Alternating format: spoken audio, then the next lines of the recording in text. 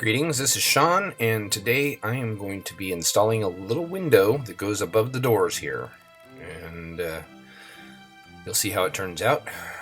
And here I'm just taking measurements. I'm just trying a little post-it note.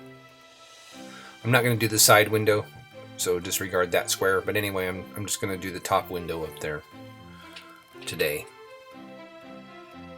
And I'm going to do it a little bit differently than you might expect. I did go over a bunch of different ideas that people had suggested. These are the measurements you're seeing pop up here.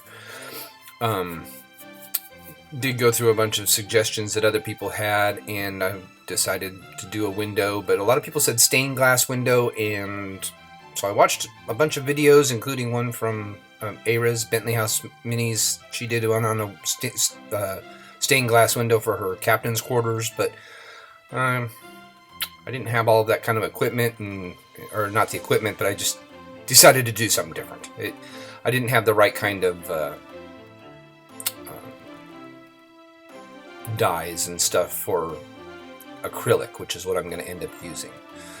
So here I'm just taking measurements, and the one side, the right side there where I'm at, is a little bit taller than the left side, but they are the same length, so they're not completely square. Couldn't get my playing card in there when I was making this to make it square. Just kidding. Anyway, so here I am putting it all together, and what I'm going to do is I'm going to build a frame using these little pieces of wood. They are 1/16 inch thick by 3/16 inch, no, 1/8 inch wide pieces of basswood that I always use, and I'm just basically gluing up a frame, and then I'll take that frame and fill it with acrylic.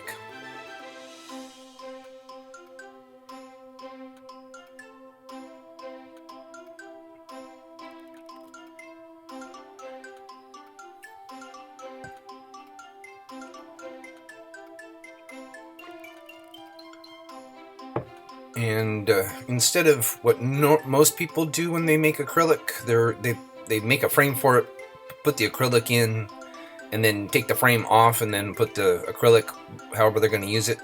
My frame that I'm making is actually going to be part of the window.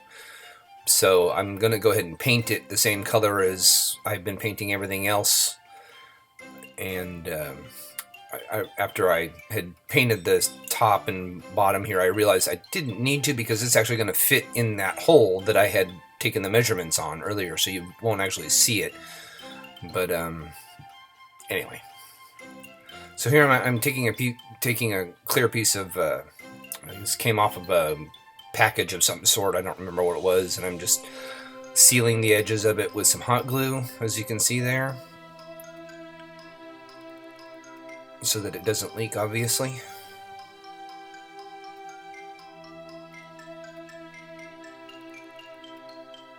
I just checked the underside to make sure that there was no holes, that everything was all sealed up nice and well.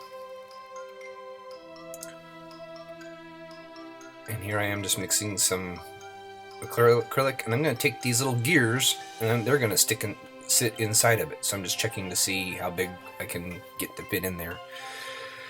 And so I'm going to put those inside of the window, as you'll see. Now here I am. I use Illuminate. That was my phone. Here I'm using Acrylic Resin. And the extra that I did, I put in some little forms. I have a lot left over. But anyway, that's irregardless.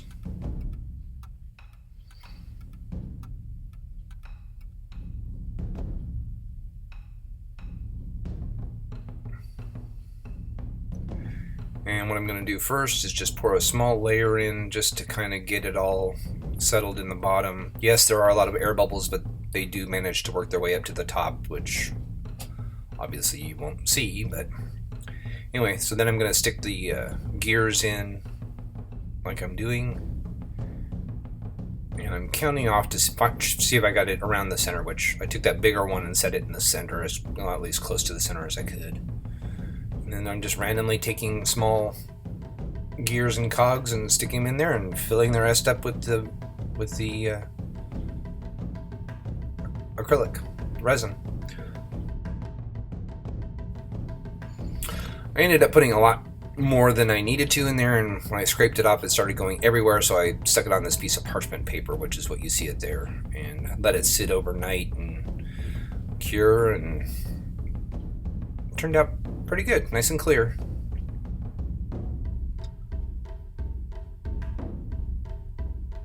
So here I'm just taking a knife, and I'm just going to cut the glue away and cut the acrylic away.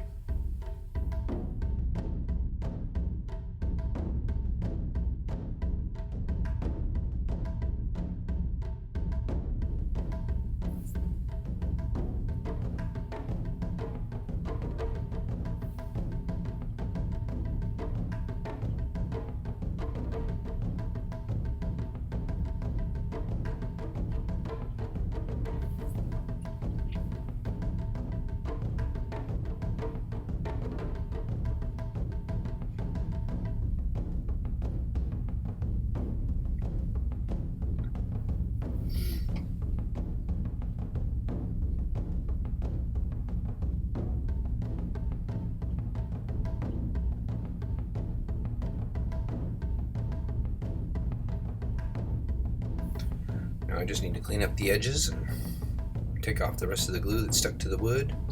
And yes, I do cut into the wood a little bit, but that's okay. Most of the wood's on the side that gets scratched off, and I end up it gets hidden anyway, so I'm not overly concerned about accidentally cutting through the wood. As a matter of fact, when I actually get it put in, it doesn't quite fit. I guess it expanded a little bit or whatnot, and I end up having to cut a little bit off one of the edges anyway, so it all worked. Be careful if you're using knives not to cut towards your hand. Cut away from it. Like I was in no danger of getting cut. Anyway, so that's it, all cut up nice and trim. Yeah, a few little scratches and dents and dings, but hey, it's an old building. Not worried about it. And that is how it looks.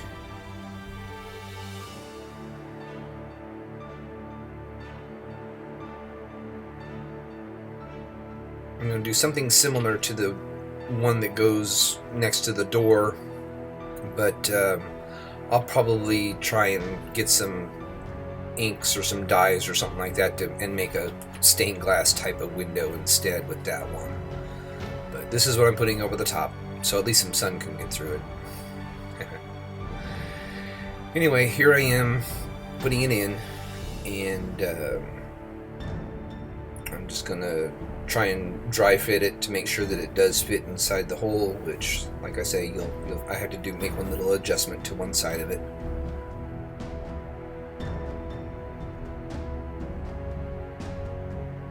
It ended up being just a little bit too long.